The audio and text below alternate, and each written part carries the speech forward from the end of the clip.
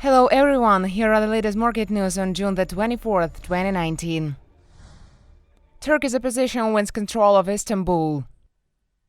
Turkey's opposition has hit President Tayyip Erdogan by winning control of Istanbul in the rerun mayoral election, breaking his aura invincibility and delivering a message from voters unhappy over his policies. According to state-owned Anadolu news agency, Ekrem Imamoglu of the Republican People's Party (CHP) gathered 54.21% of votes, a far wider victory margin than his narrow win 3 months ago. Meantime, the ruling AK party's candidate, former Prime Minister Binali Yildirim, won 45% of votes. Political upstart Imamoglu broadened his margin of victory to nearly 800,000 votes from 14,000 in the March the 31st balloting. A clear sign voters are concerned about the crumbling of Turkey's democratic foundations and an economy reeling from a spike in consumer prices and unemployment.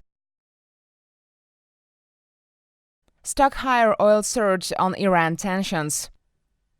Stocks rose on Monday as investors peered in mounting geopolitical risks and prepared for the high-stake meeting between President Donald Trump and Xi Jinping later this week. The Stoxx Europe 600 index climbed 0.2%, with rising retailers helping offset declines for car makers. Futures on the S&P 500 index rose 0.4% after decreasing on Friday from all-time high. Asian stocks slightly climbed, while the Shanghai Composite Index increased 0.2%, hitting the highest in almost 8 weeks with its 6th straight advance. West Texas Intermediate crude gained 1.3% to $58.15 a barrel, the highest in almost 4 weeks, on possibility of more U.S. sanctions against Iran. The dollar fell 0.1%, while treasuries were flat and European bonds ticked higher. RBI's Acharya quits his post until the end of term.